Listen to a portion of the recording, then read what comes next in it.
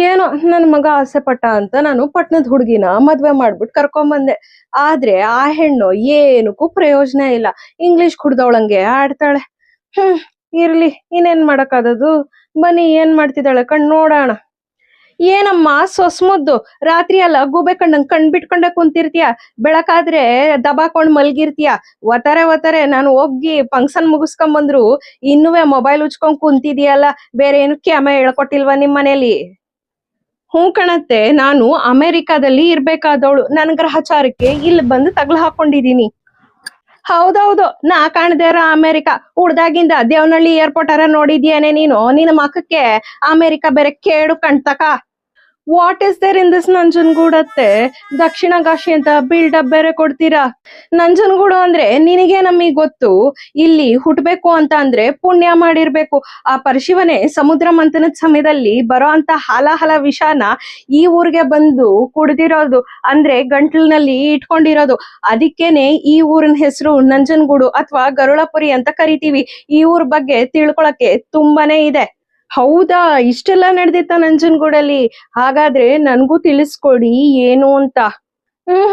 ಹಂಗ್ ಬಾ ದಾರಿಗೆ. ಹಲವಾರು ವರ್ಷಗಳ ಹಿಂದೆ ಕೇಶಿ ಅನ್ನೋನು ಒಬ್ಬ ಇದ್ನಂತೆ. ಅವನು ಬ್ರಹ್ಮದೇವರು ಹಾಗೆ ವಿಷ್ಣುವಿನ ಕುರಿತು ಘೋರ ತಪಸ್ಸನ್ನ ಮಾಡ್ತಾ ಇದ್ದ. ಆ ಒಂದು ತಪಸ್ಸಿಗೆ ಮೆಚ್ಚಿ ಅವ್ರು ಕೊಟ್ಟಿರುವಂತಹ ವರನ ತುಂಬಾನೇ ಒಂದು ಭೀಕರ ರೀತಿಯಲ್ಲಿ ಉಪಯೋಗಿಸ್ಕೊಂಡ. ಹಲವಾರು ಜನರಿಗೆ ತೊಂದರೆ ಕೊಡೋದಲ್ದಿರ ದೇವಾನುದೇವತೆಗಳಿಗೆ ಹಾಗೆ ಋಷಿವರರಿಗೆ ತುಂಬಾನೇ ತೊಂದರೆ ಕೊಡೋದಕ್ ಶುರು ಮಾಡ್ದ. ಅದರ ಜೊತೆಗೆ ಹಲವಾರು ಮಾರಣ ಹೋಮಗಳನ್ನೇ ನಡೆಸಿದ ಆ ಒಂದು ಕೇಶಿ. ಅವನು ಮನುಷ್ಯನಾಗಿರ್ಲಿಲ್ಲ, ಈಗ ಅವನು ರಾಕ್ಷಸನಾಗಿದ್ದ. ಆ ಒಂದು ಸಂದರ್ಭದಲ್ಲಿ ದೇವಾನುದೇವತೆಗಳು ಹಾಗೆ ನಮ್ಮ ನಾರದ ಮುನಿಗಳು ಇಬ್ಬರೂ ಸಹ ಪರಶಿವನ ಮೊರೆ ಹೋಗ್ತಾರೆ. ಆಗ ಶಿವ ತಾನೇ ಬಂದು ಈ ಒಂದು ಪರಿಸ್ಥಿತಿಗೆ ತಕ್ಕಂತಹ ಒಂದು ಪರಿಹಾರನ ಹೇಳ್ತೀನಿ ಅಂತ ಹೇಳಿದ್ರು. ಲೋಕ ಕಲ್ಯಾಣಾರ್ಥವಾಗಿ ಪರಶಿವನೇ ಭೂಮಿಗೆ ಬಂದು ಆ ಕೇಶಿಯನ್ನ ತನ್ನ ಮೂರನೇ ಕಣ್ಣಿಂದ ಸುಟ್ಟು ಭಸ್ಮ ಮಾಡ್ತಾರೆ.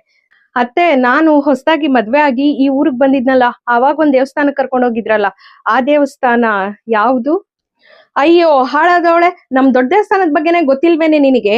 ಇಡೀ ಕರ್ನಾಟಕಕ್ಕೆ ದೊಡ್ಡ ದೇವಸ್ಥಾನ ಅಂತ ಅಂದ್ರೆ ನಮ್ಮ ಶ್ರೀಕಂಠೇಶ್ವರ ದೇವಸ್ಥಾನ.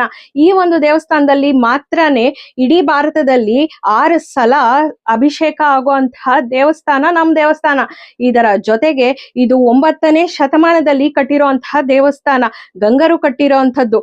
ಅದಾದ್ಮೇಲೆ ಚೋಳರು ಮತ್ತೆ ನಮ್ಮ ಮುಮ್ಮಡಿ ಕೃಷ್ಣರಾಜ ಒಡೆಯರು ಈ ಒಂದು ದೇವಸ್ಥಾನನ ಜೀರ್ಣೋದ್ಧಾರ ಮಾಡಿದ್ದಾರೆ.